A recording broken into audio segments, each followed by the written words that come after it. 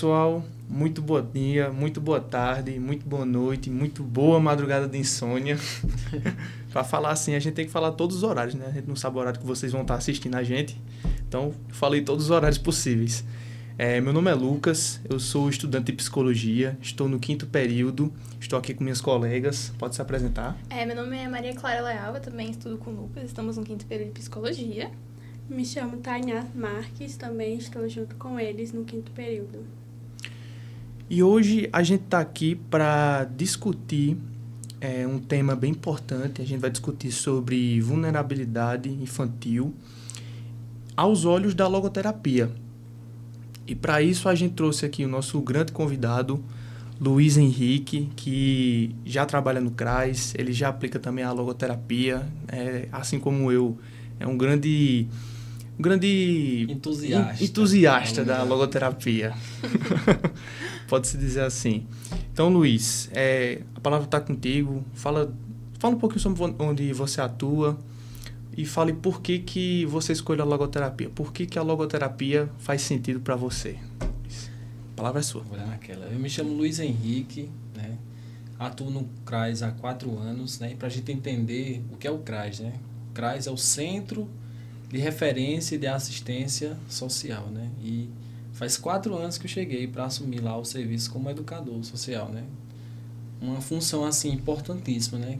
Que não diz respeito só em educar, mas em observar, em orientar e estar ali participando das experiências vívidas, né? E estou há 4 anos no CRAS e desenvolvendo esse serviço, né? Lá no CRAS a gente chama de SCFV, que é o Serviço de Convivência e Fortalecimento de Vínculos, né? Então faz 4 anos. E por quê, né, que eu fui para lá? Né?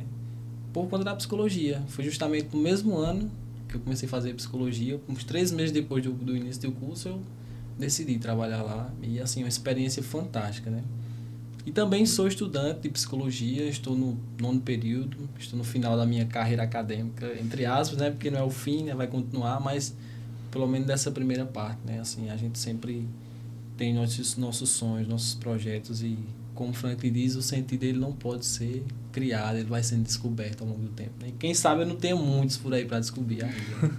É um prazer estar aqui e minha honra, viu? Todos nós temos, né? Todos nós vamos descobrir nossos próprios sentidos. E para explicar melhor, né, o que é logoterapia, né? Pode ser que algumas pessoas que estejam assistindo não sabem o que é logoterapia. Luiz também, Clara, Tainá, sintam à vontade para me corrigir em algum momento, tá? Mas a logoterapia, assim como todas as abordagens da psicologia, ela vai tentar explicar o que move o ser humano, o que leva de motivação. Por exemplo, a psicanálise, que é a mais famosa, ela diz que nós somos movidos pelo prazer, né? Pelo inconsciente e pelo prazer. Só que Frankl vai olhar para Freud e vai falar, é isso e não é. Ele vai falar justamente que é mais... Eita, me perdi, velho. Que é mais... Pode cortar? Pode. Ele fala tanto da teoria de Adler como a de Freud, né? A de Adler sendo aquela movida pela força do poder, né? E prazer. Poder e prazer. Uhum. E a de Freud, o consciente e o prazer. E ele vai dizer que essas duas coisas, elas podem estar interligadas, sim, né? Mas ainda há uma terceira, né, por trás.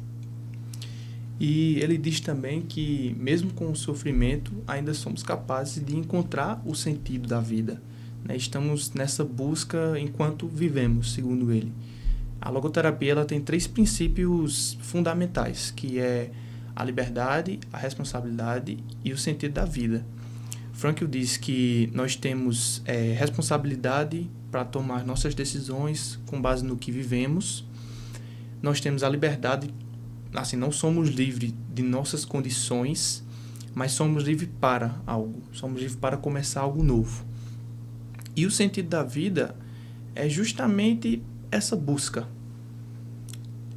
Frankl, ele passou, assim, 3 anos nos campos de concentração e o sentido para ele, diante daquele sofrimento, diante né, daquele holocausto, dos campos de concentrações, ele buscou o sentido de que queria reencontrar a esposa dele novamente. Então ele usou isso como sentido para sair daquele lugar. E foi justamente o livro que ele escreveu depois de ter passado pelos campos de concentração, que foi o do Sentido da Vida. Não é, Luiz? Ou Em Busca de Sentido. Em Busca Talvez de Sentido. o livro mais vendido que ele tem, né? Esse Em Busca de Sentido, aquele amarelinho que tem a foto do campo de concentração na frente. Né? E assim, e começou numa realidade de sofrimento, né? Que eu acho que é o ponto de partida de muitas das nossas decisões. A gente só decide tomar muitas decisões a partir de algo, né? E esse algo, ele é o que determina nosso futuro, né? É como que a gente vai lidar, que decisões são essas que a gente está tomando, né? São decisões conscientes, responsáveis, né? Porque Franklin dizia, né? Se nos Estados Unidos, de um lado está a estátua da liberdade, deveriam construir a outra estátua, né, da responsabilidade do outro lado, né? Então, parte disso, parte da gente saber que o indivíduo, apesar do seu sofrimento, ele sempre poderá tomar a decisão de escolher como é que ele quer viver aquele sofrimento, né? Perfeito. E de uma forma mais simples, né, como a gente já falou, o ser humano ele tem um sentido para ser encontrado. Esse sentido ele pode ser encontrado, na verdade, dentro de sua própria existência, né? E nós temos, né, quando a gente se fala em CRAS, eu imagino um contexto de vulnerabilidade, de desamparo, de negligência. E eu queria te perguntar, Luiz, será que uma criança, em meio a todo esse contexto, será que ela ainda pode encontrar o sentido? Com certeza, né? O CRAS, ele é um lugar assim de observação de fenômenos. São muitos fenômenos que acontecem dentro do serviço, né? Ainda mais o CRAS que eu atuo, né? Que é o CRAS Galante, né? Campina Grande tem muitos CRAS, né? Um deles é o CRAS Galante, que é um CRAS referência, como a gente já vinha conversando antes, né? Referência para todos os outros serviços, né? Porque tem uma grande quantidade de usuários, né? E por ter essa quantidade de usuários grande, quer dizer que o serviço ele está ali realmente fazendo o seu trabalho com efetividade, entendeu? Aquilo que está sendo proposto, está sendo executado de forma a alcançar essas pessoas que estão nessa situação de vulnerabilidade, né? Ainda mais quando a gente fala de um público infantil que é mais vulnerável ainda, né? São quantos anos, mais ou menos, a faixa etária de lá?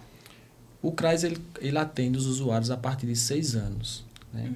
A gente tem... E aí as turmas infantis, eles vão de 6 anos até 12, e depois de 12 aos 17, antes de completar 18, que é a turma de adolescentes. Então, a gente vem com esse público aí.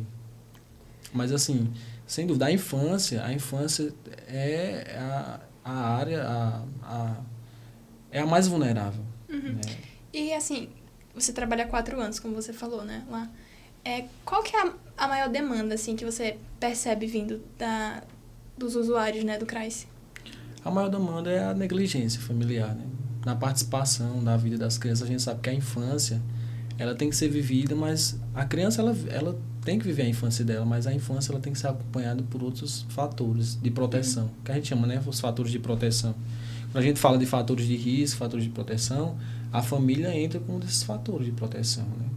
De dar apoio, de criar uma rede de laços, de vínculos para a criança, para que ela se sinta livre para viver a infância dela, mas de forma que esteja assegurada pelo seu maior apoio, que é a sua família. E como você falou sobre família, né? Qual que é a relação entre essas crianças com a família delas, né? E como que você atua fazendo esse caminho, assim, sabe? Do infanto e da responsabilidade dos pais, enfim, dos cuidadores dessas crianças, né? As famílias, elas podem inscrever as crianças com a declaração escolar, por exemplo, né?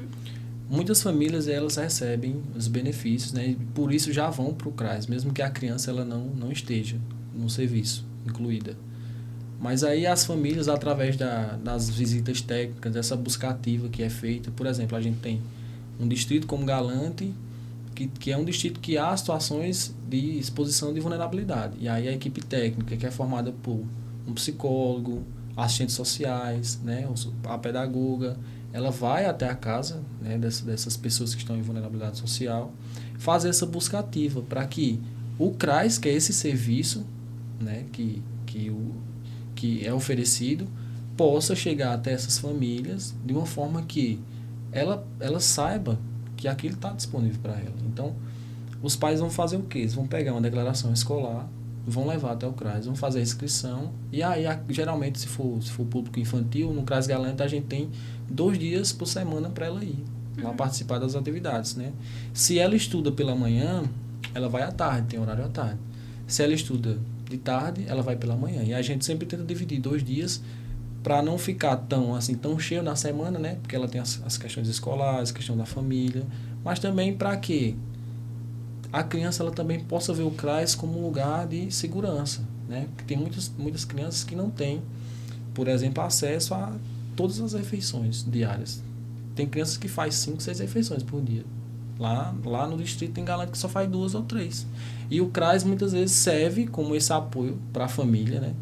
De nutrir a criança também, né? Oferecer oportunidade para ela se relacionar com seus colegas, ela criar vínculos, dela criar novas amizades. Então, assim, tem muita gente que acha que o CRAS é como uma escola. Não é como uma escola. Mas é parecido no sentido de que a criança vai até o serviço e ela vai encontrar muitos colegas que já fazem parte do contexto da vida dela, que já estão na escola com ela, vai estar lá vivenciando experiências que às vezes ela não consegue na escola. Conversar sobre assuntos que na escola talvez não é possível, né? A criança chega e tem todas as matérias para aprender. Mas e aí, quando é que ela vai falar, por exemplo, sobre valorização de vida? Quando é que ela vai falar sobre... Como que a gente vai falar sobre questões de negritude, por exemplo? Questões raciais, questões de bullying, né? E tem coisas, por exemplo, que a gente consegue resolver através da experiência da criança. Situações de conflito, a gente consegue mediar com mais facilidade. Porque o serviço, ele está ali para ser observado. Ele está ali para que sempre que aconteça algum tipo de fenômeno com a criança, seja de um conflito, seja de bullying, seja o que for, o profissional que está acompanhando, o educador, o orientador social, ele vai conseguir intervir de uma forma de mediar a situação para que ela consiga entender o contexto que ela está, e aí a gente entra com a logoterapia, porque tem a questão do autodistanciamento, né? Ela vai se distanciar daquele contexto de bullying, de conflito, aquele fenômeno está acontecendo, vai analisar aquilo, e com a ajuda do profissional ela vai conseguir entender o processo que ela está passando e vai saber mediar e que decisão ela vai tomar. E aí a gente entra de novo, responsabilidade, liberdade, e isso constrói o sentido. E aí, Luiz, a gente sabe, né, que trabalhar com criança é muito difícil, né? Você tem que ter a dinâmica, você tem que ter o manejo. Como é para você trabalhar com as crianças lá, dentro do CRAS, utilizando também essa abordagem, né, da logoterapia em busca do sentido da vida? Eu vou contar um caso aqui que a gente tinha conversado antes, muito interessante, né? Logo no início, quando eu cheguei, eu tinha essa questão, e aí, como é que será que é o serviço? Como é esse primeiro contato? Como é que eu vou arrumar formas de tentar entrar no mundo da criança? Porque é isso, o logoterapeuta ele tem que, de certa forma, entrar no mundo que a criança vive. Se é um mundo criativo, ele tem que ser criativo. Se é o lúdico, da forma mais expressiva que for, ele tem que entrar daquela forma ali. Só que o exemplo que eu vou contar é uma situação de conflito. Então, olha aí, eu cheguei, estudante do 2º período de psicologia, cheguei no CRAS, tinha lá 30 usuários na recreação, lá no momento de liberdade deles. Liberdade entre aspas, na questão da gente deixar eles mais sem estar na temática, sem estar nas rodas de conversa, a questão, eles vão recrear ali, né? E aí, um momento normal, futebol rolando, uma disputa de bola, um usuário vai, dá uma impressão na bola com o outro, e aí começa, né?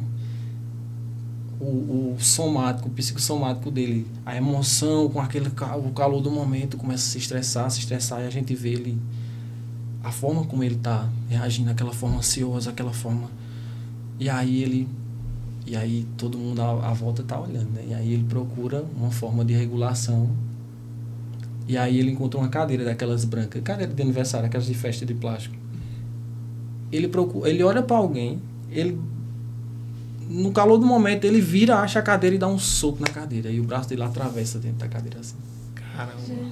E aí você me pega nessa situação, eu, aluno do segundo período de psicologia, observando aquilo ali com a pergunta na minha cabeça, o que é que eu faço agora? Porque todo mundo parou o futebol. E aí, quem é que vai resolver isso? E agora? Então eu peguei, o que foi que eu fiz? Eu observei esse fenômeno. E quando acontece algo assim, o que você tem que fazer? Primeiro, o usuário que está no momento ali, ele está em crise, né? A gente está falando de um usuário que é autista, né? Que estava tendo uma crise, então tem toda uma forma específica de lidar. E aí eu retirei ele do ambiente, né? Que tinha muita gente olhando, aquele ambiente com pressão, aquele ambiente que para ele estava ficando mais desconfortável, né? Com todo mundo olhando. E aí eu tirei ele do lugar, fomos para uma sala mais reservada para a gente tentar acalmar. Fizemos um exercício de respiração, ele foi acalmando, e não adiantaria se eu tivesse feito perguntas como: por que você fez isso? Por que você agiu assim? Não devia ter feito isso. Talvez até poderia piorar, né, a situação do jeito que ele estava ali. Ele não ia conseguir se autodistanciar, né? Ele ia se irritar mais, talvez ele se fechasse e ele decidisse que não iria falar mais comigo. Mas a forma de chegar nele, inclusive a gente tem uma pia lá, e eu liguei a água corrente e eu pedi para ele colocar as mãos na água. E ele foi, a água batendo e ele foi... A respiração dele foi voltando normal, foi se regulando. Depois ele me contou que estava numa disputa de bola, entrou em choque ali, sentiu vontade de bater em alguém, mas na hora ele virou e bateu na cadeira. E a partir desse momento, era um usuário que a gente tinha muita dificuldade, porque quando ele não queria fazer algo proposto, ele se fechava e não falava. E a partir desse momento, dessa interação, que foi um pouco mais íntima entre mim e ele, na questão de eu estar numa sala com ele, de colocar a minha mão junto com ele na água, de tentar entender ele sem questionar, sem reclamar, sem brigar com ele. Depois desse dia, tudo o que acontece em relação aos conflitos que ocorrem lá, ele encontrou o jeito dele de me explicar. E aí entra a questão do autismo, né? Todo usuário que está no CRAS, no serviço de convivência, em situação de vulnerabilidade social, como qualquer outro, seja na clínica, no ambiente hospitalar, vai ter a sua forma de expressar, né?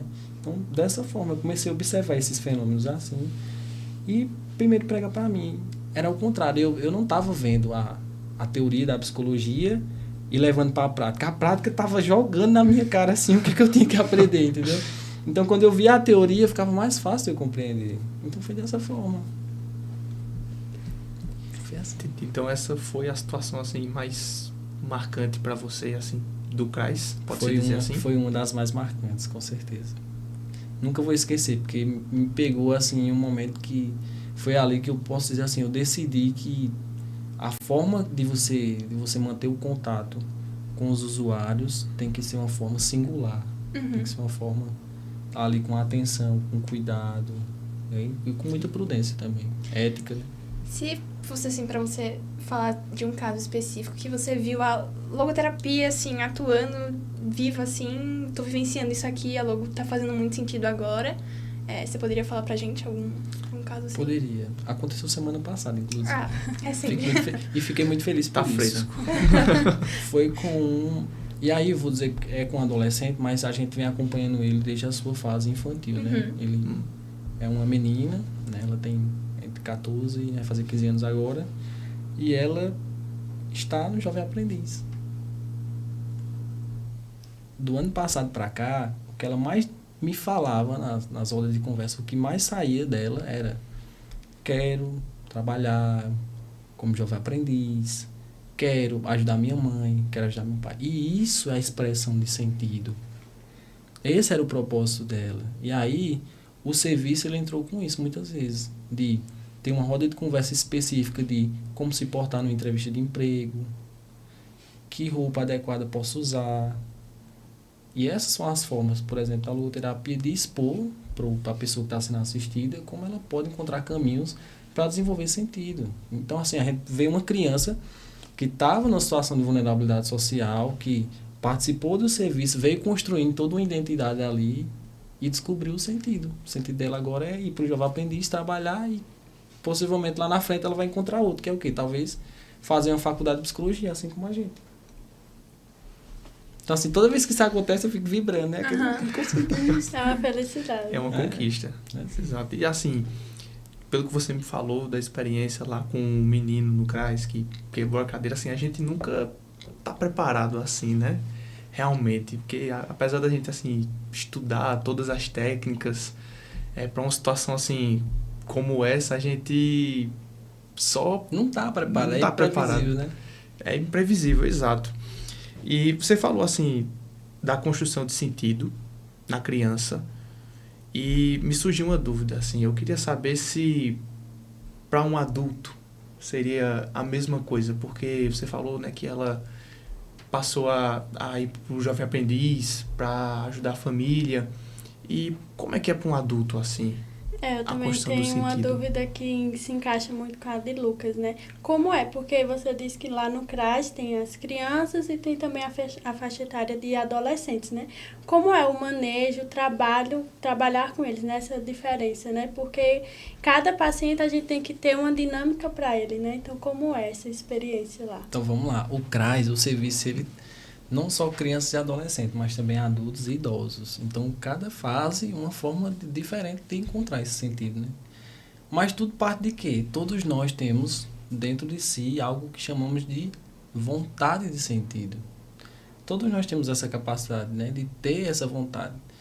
Que vontade é essa? É aquela vontade que te impulsiona a descobrir o teu sentido. E ela se expressa nas fases da vida de maneira diferente. Por exemplo, adultos conseguem filosofar sobre o sentido mais facilmente na clínica, por exemplo. Se você pergunta qual o sentido da vida para você hoje, o adulto ele consegue construir porque ele tem todo um contexto vivido, experiências que ele já pensou sobre elas, que ele já tirou conclusões, e ele consegue expressar o seu sentido através da filosofia, por exemplo, né? A criança ela ainda não tem essa capacidade de filosofar, né? E como é que a criança vai construir o sentido? A criança constrói o sentido através da experiência. A experiência do dia a dia, de você estar ali, tanto no ambiente social do CRAS, como na clínica, por exemplo. Você está construindo o sentido com ela e descobrindo, construído que eu digo, né, de descobrir, né, o processo de construção da descoberta. Com ela junto da experiência. Se naquela brincadeira sobre, por exemplo, sobre emoções, ela fala das emoções dela através da brincadeira, é a experiência que expressa o sentido dela naquele momento. Então, a criança, toda vez que ela entra no lúdico, ela está no processo de descoberta do sentido através da experiência. Por exemplo, adolescentes. Adolescente já está nesse intermediário entre o que é aquilo que é mais fictício e aquilo que é mais concreto. O adolescente está nesse processo de sair do lúdico para construir algo filosófico. Então, ele está criando sua identidade, ele está querendo se encaixar num grupo, ele está criando sua capacidade intelectual. Então, ele está aberto a muita coisa, a muitas mudanças, mas ele também vai ser o questionador. Ele vai ser aquele que está ali. Às vezes, ele se coloca até no conflito para tentar descobrir como é aquilo. Ele tem mais ousadia. Eu acho que a palavra é essa. Ele tem a ousadia de assim, o sentido chega para ele, às vezes ele pode questionar o sentido, ele pode negar o sentido, né? E aí ele está nesse processo, né, dessa transformação. E o idoso? O idoso, ele está num momento mais pleno da vida, da questão da filosofia, de perguntar, e a vida? E reflexão, agora? né? Da reflexão, né? Às vezes você está, por exemplo, os cuidados paliativos. Quem trabalha com cuidados paliativos vê diariamente idosos que estão ali, embora o físico, né, o corpo, esteja ali enfraquecido, adoecido, mas o espiritual, que é a dimensão noética que a logoterapia traz, está intacta, fortalecida, né? Dando força, motivando as outras áreas, né? E até se sobrepondo em relação ao físico, em relação à doença, né? Então, o sentido ele vai se dando dessa forma em diferentes faixas etárias. Cada uma com seu processo singular de descoberta. Muito legal, Luiz. Eu queria também te perguntar sobre o CRAS, assim. Qual você acha, assim, eu acho que você já meio que respondeu isso, mas o CRAS como política pública, como é que é essa importância dele na construção do sentido da vida? para uma criança, assim? A gente tem esse debate, né, sobre o que é as questões privadas, né, as questões filantrópicas e as questões de políticas públicas. Sempre vai existir esse debate. Mas a gente sabe que há casos que as políticas públicas elas são efetivas de fato e só conseguem chegar até lá pelas políticas públicas. Falar de políticas públicas é falar de quê? De garantir direitos, né? E a assistência social é a política pública do CRAS, né? Tá lá, Centro de Referência de Assistência Social. Uma das principais políticas públicas, né? Da assistência a essas famílias que estão em situação de vulnerabilidade social, que estão desamparadas, mães solo, famílias que não seguem a estrutura padrão da sociedade. Então estão vivendo dilemas que precisam ser acompanhados e às vezes a política pública ela chega com essa função, né? Tá ali o cidadão, ele tá ali porque ele tem direito, ele tem que ter essa garantia, né? Então a criança, ela vai ser assistida pela política pública da assistência social junto com a sua família, que vai ser acompanhada, que vai ser integrada nesse processo do que é estar num serviço de convivência, do que é estar em um grupo de mulheres, né? Em um grupo de idosos, né? De estar realmente ali naquele ambiente de convivência, de construção de sentido de todas as formas.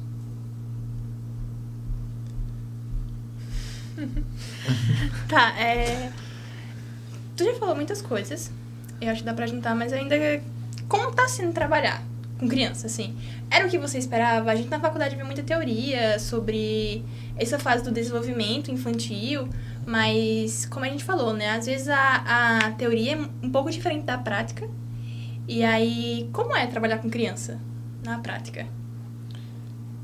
É o lúdico. Não tem como fugir dessa palavra. É o lúdico o tempo todo. Várias vezes eu tentei, como na universidade lá, né? Fazer um slide bonitinho. Mas se você não tiver imerso ali, se ela não perceber que você está junto com ela naquilo que você está propondo, você não vai conseguir trabalhar. E um ponto muito importante é você perceber a sutileza de como que cada questão vai se levantar. Se a gente falar de questões assim, mas com peso maior, né? Questões de violação de direitos da criança, por exemplo, questões de sexualidade, questão de abuso, seja ele familiar, ou seja, no contexto escolar. Uma fala como essa pode surgir e aí, se o orientador ou o educador que está ali na hora estiver atento a isso, ele vai conseguir, de forma efetiva, realmente trazer uma solução para aquilo, né? Aquela informação ela vai ser encaminhada aos técnicos e aí os técnicos, através desse processo de visita, vai conseguir investigar, entrar nessa análise de como é que essa convivência familiar se dá, se é num contexto escolar, onde for, né? Então, trabalhar com criança é você tá sem defesas, no sentido assim, eu tô ali, eu não vou me colocar a minha máscara de adulto hoje e vou estar com... Não. Vá lá, tire suas defesas, se coloque como alguém que está ali responsável, mas também alguém que tem que entender como é ser criança. Mas aí, isso aí se levanta coisas muito complexas a partir disso, né? Você tá ali, é algo leve, a brincadeira tem que ser leve, o lúdico tem que ser leve, mais sério e com aquele peso de responsabilidade. Disso aí talvez possa surgir coisas que você não imagina. Né? Trabalhar com criança é você entrar naquilo que ela tá tendo ali na história, entrar realmente num personagem, né? E aí tem alguma dificuldade com os pais em relação a isso, porque a gente sabe que a logoterapia, o sentido da vida, né, vai se construindo, como você disse, dentro do CRAS ali, com as experiências, né? E a gente sabe também que isso também tem que ser fora também, né? O contexto fora, longe do CRAS. E aí tem alguma dificuldade em relação aos pais, às famílias dos usuários, das crianças? Sim, principalmente em casos de negligência familiar, né? Se a gente diz que construir sentido com a criança é através de experiências, como aquela pergunta que nós fizemos antes, né? Quem é que passa a maior parte do tempo com a criança? São os pais, né? Se os pais não dedicam tempo de qualidade para a criança, se os pais não estão ali imersos no processo de ver realmente como a criança está crescendo, como é que está sendo cada fase do seu desenvolvimento. Se os pais não estão participando ativamente dessas questões, do momento que que a criança mais precisa, então a gente tem que se questionar, né? Que tipo de paternidade e maternidade está sendo essa? Está contribuindo para que a infância seja vivida da melhor forma possível ou está desestimulando a criança a ser criança, né? Entende? Às vezes a família, todos nós temos a família como a base, no sentido assim, de que a criança ela só existe disso. Não existe criança se não houver, né, os genitores. A gente tem que... Tem a questão da adoção, que o CRAS também envolve essa questão. Tem isso, mas sempre vai ter que ter alguém acompanhando a criança. A criança não existe a criança sozinha, né? Se a criança está sozinha, o CRAS está lá para ser a pessoa que vai estar com ela nesse momento, até que ela esteja com alguém que cuide dela, né? Uma rede de apoio, né? Uma rede de apoio. Mas aí a família tanto tem esse papel, né, de contribuir, como também pode ter esse papel vulnerável de, às vezes, descontribuir. Acho que essa seria a palavra, assim, né? E aí a gente tenta fazer esse trabalho, sempre de aproximação. Porque você também pode ter um contexto familiar, uma configuração familiar de que tem todas as peças do jogo ali, mas nada está sendo executado de maneira efetiva, como tem que ser. Você tem contato com os responsáveis das crianças, né, que são usuários do CRAS, né? E como que é esse contato, por exemplo, né? Como você falou, tem muita criança que tem problema em relação familiar e mesmo que você esteja ali meio que modando a criança, buscando sentido com a criança, enfim, às vezes você chega em casa, na outra semana ele volta completamente diferente do que ele saiu de lá, entende? Tipo, e não é sua culpa, normalmente é a vivência que ele tem diariamente com os pais, né? E aí, como que é essa sua relação em relação aos pais e às crianças, né? Alguns usuários, as mães já participam, por exemplo, do grupo de mulheres. Então, fica mais fácil a gente ver no dia a dia elas ali. Às vezes, quando a gente quer fazer uma pergunta, tirar uma dúvida ou perguntar alguma coisa sobre algo que aconteceu na escola, que está influenciando o comportamento dele no serviço, a gente consegue ter esse contato com eles durante as programações que as mães ou os pais participam no serviço, ou os avós, por exemplo. Mas a gente também pode marcar reuniões mensais, né, ou quinzenais, para realmente... E foi uma coisa que eu fiz, ano retrasado eu fiz isso. A gente desenvolveu um projeto de habilidades socioemocionais, eu e uma aluna chamada Jaqueline, e outra aluna chamada Ivanilda, muito boa. Foi um projeto assim fantástico, durou 6 meses, a gente desenvolveu, e aí no final a gente fez uma reunião com todos os pais para a gente dar uma devolutiva, né? E essa é a questão importante, que o serviço, ele não está ali o profissional ele não está ali para cumprir apenas sua carga horária. Ele está ali para também dar satisfação aos pais, saber como é que tá o comportamento, como é que ele está desenvolvendo, se é uma questão de autismo, como é que está a situação do autismo, se as defesas, que às vezes a criança chega, né, ela chega toda defensiva, sem falar tanto, sem interagir, se isso foi ressignificado, né, se a criança está passando pelo processo saudável, né, da sua própria infância, né. Então, assim, a gente consegue sim ter esse contato com eles. E assim, é de extrema importância que esse contato, ele não parta somente dos profissionais, no sentido, eu vou procurar a família de fulano para falar sobre algo específico. Mas também pode acontecer da própria família vir espontaneamente, chegar num CRAS e dizer, eu quero saber como é que tá, como é que ele tá evoluindo, como é que tá o comportamento, como é que ele foi hoje. Porque às vezes a criança tem um comportamento tipo de rotina na sua casa. E de repente aconteceu algo no CRAS que ela não resolveu ali e levou para casa. E aí a mãe ou o pai ou a avó, a pessoa que acompanha a criança, percebe o comportamento diferente e aí ela, o que aconteceu? E aí ela pode chegar no CRAS para isso. Inclusive a própria psicóloga do CRAS, ela está ali para resolver essas questões. Às vezes tem uma questão que não pode ser conversada, por exemplo, comigo, que sou educador, tem uma questão que está mais acima. Então, os pais podem chegar a falar com o psicólogo pela questão do sigilo, pela questão da delicadeza. Às vezes uma questão mais delicada, questões de abuso, às vezes é uma questão de violência, às vezes é uma questão de vulnerabilidade mesmo. E os pais, eles têm total autonomia para chegar no CRAS e pegar essas informações. E a gente sabe, né, como é necessário, né, essa construção, esse diálogo, né, dos profissionais com os pais também. Sim. E vice-versa, porque é uma construção conjunta, né, não é algo só para uma parte, né, uma construção conjunta para o bem da criança, né? Sim, é isso mesmo. E, assim, tem uma história de um paciente de Frankl que ele fala que ele perdeu a esposa. E ele conta assim, né, que o paciente dele sentia saudades da esposa. Só que Frankl, ele perguntou para ele o seguinte, perguntou o que teria acontecido se ela tivesse te perdido. Ele respondeu, ela teria ficado muito triste, teria ficado muito arrasada.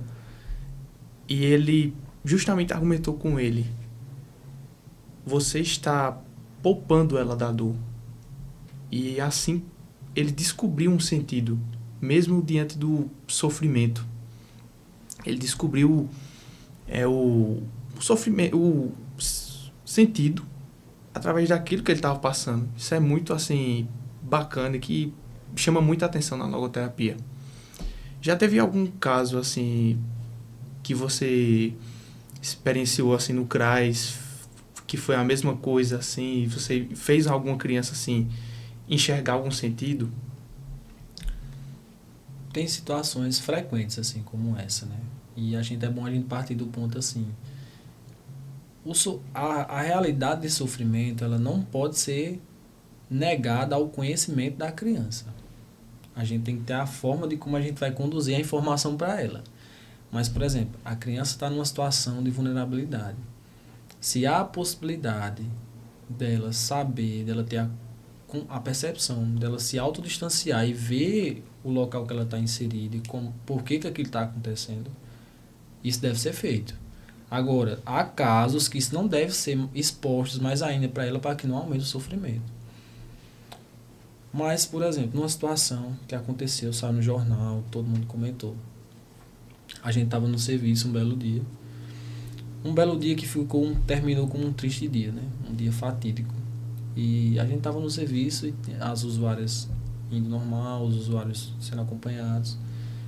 E próximo ao CRAS tem um hospital de saúde.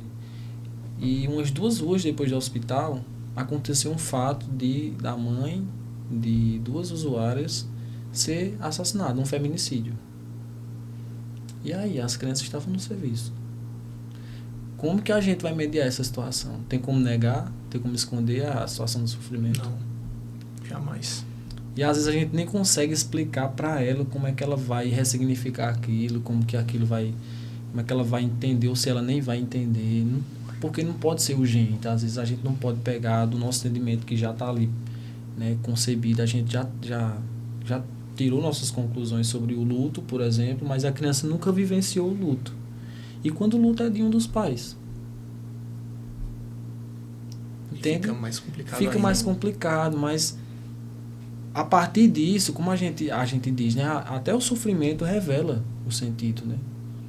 A partir disso, a criança, um dia ela vai entender, ela vai ter a maturidade de entender. E aí a gente entra no lúdico, se for a depender da idade. Tem a forma de descobrir, né? Se é através do lúdico, na expressão lúdica, se é numa forma de transição entre o lúdico e o filosófico na adolescência, né? E onde vai estar o conflito inserido ali.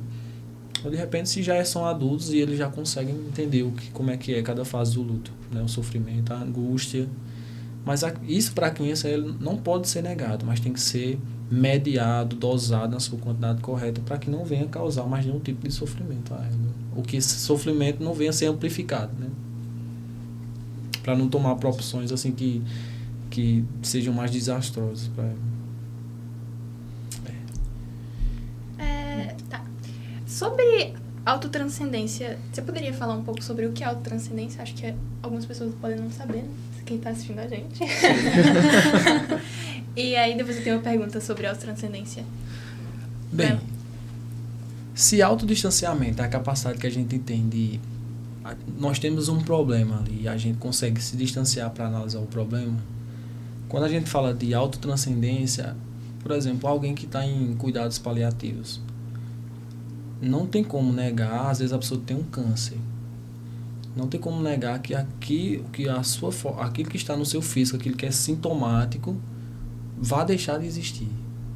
Mas quando a gente fala sobre autotranscendência, a gente está falando sobre uma das dimensões mais importantes do nosso ser. Que Franklin diz no seu livro Teoria e Terapia das Neuroses que é a dimensão mais humana que existe em nós, que é a dimensão noética, que é a dimensão que guia nossos valores morais, nossas decisões, nossos propósitos, o sentido que a gente dá até o sofrimento. Né? E a autotranscendência é isso, é a capacidade de você entender aquele sofrimento e apesar de, essa é a palavra, apesar de existir um porquê, entendeu? Essa é a autotranscendência. Se encaixa muito com o que você falou do luto, né? Que a Sim. criança tava vivendo naquele momento ali. E acho que é isso. Eu queria falar pra ele. Assim, nas três dimensões, né, na noética, na psíquica e na física, eu acredito que a verdadeira construção do sentido está na noética. Seria mais ou menos assim? Sim, com certeza. Totalmente nela. Totalmente. Essa é a dimensão da logoterapia, né? Quando a gente fala assim, não é alfinetando, mas quando a gente diz assim, a psicanálise se preocupou com o inconsciente, né? A teoria de Adler se preocupou com o poder, né? Nesse sentido. A TCC se comporta com o comportamento. E aí cada abordagem vai ter sua área. A gente pega isso e coloca o apesar de novo, né? Apesar de tudo isso, ele ainda vai poder tomar uma decisão. Você pode estar em qualquer situação, mas apesar da sua situação, ainda assim você pode tomar a decisão, que é a questão da liberdade e da responsabilidade.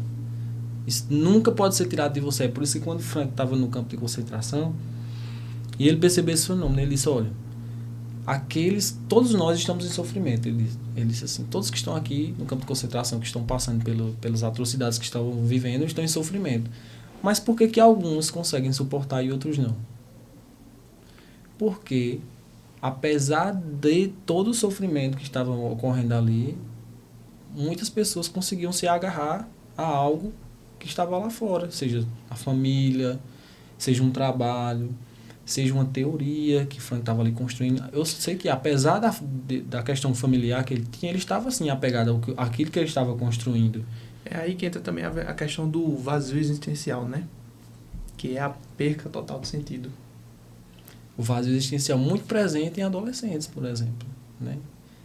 É muito difícil a gente falar de vazio existencial em crianças, mas com adolescentes é mais fácil. Por quê? Os porquês que vão surgindo, né? Por que isso é assim? Por que o mal existe? Por que os questionamentos. E às vezes quando a gente se enche de muito... E a adolescência é muito intensa. Muito tudo intensa. É muito intenso. Você está querendo se encaixar num grupo, você está querendo parecer de uma forma. Eu não gosto do meu cabelo, tenho que mudar o meu cabelo. Ainda tudo não tem um porquê. Tudo tem um porquê, né? Tudo tem um porquê. Então, o vazio, ele se apresenta bem em todas as áreas, mas assim, na adolescência principalmente, porque às vezes você está cheio de tanta coisa que do nada você se sente vazio daquilo que é humano. Como, por exemplo, as redes sociais, né? A gente vive numa sociedade contemporânea que é imersa em informação. A gente tá ali, rolando a tela e toma informação. E a gente só absorve, mas a gente não consegue pensar concretamente, raciocinar sobre o que é aquilo. É por isso que, às vezes, e uma das dificuldades que a gente observa lá no CRAS com adolescentes é quando, por exemplo, a gente propõe uma leitura. Se o adolescente está num ambiente de vulnerabilidade, se ele não está imerso num ambiente que o contexto favorece a leitura, ele está só acostumado com tecnologia, com muitas informações, ele vai ter a dificuldade de parar, de refletir, de filosofar sobre aquilo, de pensar os conceitos. É porque o excesso gera ali uma ansiedade, né? O excesso gera falta. Então, assim, o vazio é gritante, né? E o vazio, Frank dizia muito disso, né? O vazio é o mal do século hoje em dia, né? Tudo, quase tudo parte disso, né? A gente se sente... A gente encontra o que a gente tinha como ideal e a gente do nada se depara com aquilo que a gente... Sabe aquela frase? A ânsia de ter e o tédio de possuir, né? Às vezes o vazio está nessa frase também. Ontem a gente tinha pegado um caso clínico adulto que falava exatamente sobre um caso de uma mulher que ela tinha uma carreira estável, carreira consolidada, ganhava bem, enfim, tava no topo ali da vida e era superficial pra ela, tipo, ela não conseguia ver sentido naquilo, ela tinha tudo. E o que a gente valoriza muito, né, você ter muita coisa, você conseguir o sucesso, você conseguir um bom emprego, um bom relacionamento, e às vezes tem um vazio aí e você nem... Isso é uma das coisas que eu observei, por exemplo, na clínica, sabia? A pessoa às vezes quer sempre estar no controle da situação. Eu quero estar controlando tudo. Aquela questão de construir o sentido. Eu quero controlar o meu sentido. Mas aí você esquece que o sentido dele é descoberto. Aí você conquista tudo e aí você acha que agora? Qual é o sentido agora? Não quer botar uma vírgula, quer botar um ponto, entendeu? E aí se entra no vazio de novo, se perde nisso. Né? E aí o sentido dele tem que ser redescoberto, tem que ser retrabalhado de novo. Exato. Então, como a gente trabalha, então, esse vazio, né? Como você falou, tanto com criança, adolescente ou adulto. Dando um novo sentido, uma nova perspectiva. Viktor Frankl, no seu livro Terapia e Teoria e Terapia das Neuroses, ele vai dizer o seguinte, que a gente, quando a demanda chega, ela tem que chegar por uma causa, tem que ter um porquê, né? Por que isso está acontecendo? E a causa, ela pode se dar em 3 níveis. No nível noético, ela pode estar na área existencial, né? Ela pode estar na área psíquica, ou ela pode estar na área somática, né? O somático que eu digo é o orgânico, é o físico, é o corpo. Às vezes uma doença, por exemplo. Eu descobri que eu tenho uma doença autoimune, e por isso, a partir disso, agora eu estou ansioso todos os dias, não consigo dormir. Então, é uma questão que começou no físico, no corpo. Às vezes é uma questão psíquica. Você tem fobia em falar em público, por exemplo. E aí você começa a ficar ansioso. Então a causa às vezes chega pelo psíquico. Mas às vezes a causa é existencial. Às vezes a pessoa descobriu o sentido, viveu tudo aquilo que o sentido ofereceu, e aí não chegou na fase de redescobrir um novo sentido. A pessoa achou que acabou ali. E aí ela se depara com a grande pergunta existencial. E agora? O que é que eu faço na minha vida? Então, o propósito... E aí, qual é o meu propósito agora? Então, se dá dessas 3 formas. Então, o sentido, ele pode ter um fim, como ele também pode ser para a vida toda. Sim. Né? E Sim. Quando tem um fim, o nosso objetivo é tentar encontrar outra perspectiva, tentar encontrar outro sentido. Isso. Né? Por exemplo, quando eu era adolescente, gostava muito de ler. Mas teve um tempo que eu, abusei de ler. Comecei a aprender a tocar violão. Descobri um sentido. E eu acho que eu passei 2 anos e meio, mais ou menos, 3 anos, focado em aprender a tocar violão. E todas as tardes pegava meu violão. Melhores tardes da minha vida. Chegou um tempo que eu tinha aprendido todas as notas do violão. Não achava tão legal ficar todas as tardes treinando, porque meus dedos já estavam tudo com calo e doendo.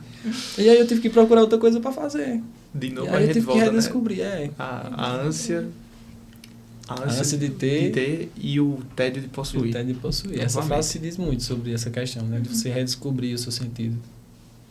Não quer dizer que o sentido que já foi descoberto deixe de ser um sentido para a sua vida. Ele continua sendo, mas é como se você imaginar 2 trilhos de um trem, né? Às vezes um sentido anda em paralelo com o outro ali. A gente tem também muitas representações, eu acho, né, hoje em dia, do vazio existencial. A gente estava comentando até em sala que teve o caso, né, daqueles adolescentes que mataram aquele cachorro em Santa Catarina. Seriam essas, assim, não é passando pano, mas seriam essas, assim, representações de talvez um vazio existencial ali dentro daqueles adolescentes?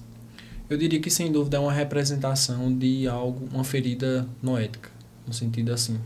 Quando a gente fala noética, a gente está falando da 3ª dimensão, a dimensão noética em si, a dimensão espiritual, né? E o que é que mora nessa dimensão aí? Por exemplo, os valores morais. E essa questão do cachorro foi uma questão de valores morais. E aí, nosso país, pela Constituição, não permite maus tratos aos animais. Então, a ferida aí é na dimensão não ética. Então a gente já puxa daí. Não adianta eu querer tratar uma questão que está na dimensão espiritual, que determina, por exemplo, os valores, e querer colocar o cara para... vou investigar o que é que teu psíquico ou algo no teu físico, no teu corpo, por exemplo. Então, parte do que a gente tinha conversado agora há pouco. Você saber de onde, qual é a causa, começou em quê? Começou por quê? E voltando para o CRAS, se você está num ambiente de vulnerabilidade social, às vezes as questões morais são menos definidas. Entende? Quanto mais o maior o contexto, né, de vulnerabilidade, menos se tem, né? Essa dimensão não ética prejudica muito. Às vezes não é um fator determinante, mas é um fato de que se a criança ela não tem acesso a essas questões morais, de formação moral, que é cultural, né? Cada país vai ter sua forma cultural de expressar seus valores morais. Mas se a criança, se a infância da criança é interrompida, a gente coloca uma barreira para que ela não acesse essa moralidade no sentido de saber o que são valores, do certo e errado, talvez ela se torne um adolescente problemático, né? Termine tirando a vida de um animal na rua e vire caso nacional. Luiz, o que você acha assim, que pode influenciar mais no sentido da vida, assim, essa questão de vulnerabilidade infantil, social, o contexto de desamparo ali do CRAS?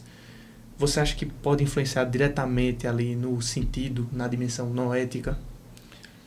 Como logoterapeuta, né, futuro logoterapeuta assim, de formação mesmo, a gente tem que observar basicamente tudo, né?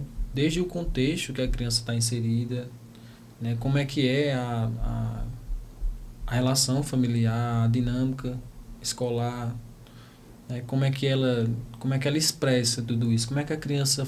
Porque a criança, apesar da questão infantil, ela ainda é um indivíduo humano com suas escolhas, ela vai construir o seu próprio sentido, então ela tem voz por ela mesma.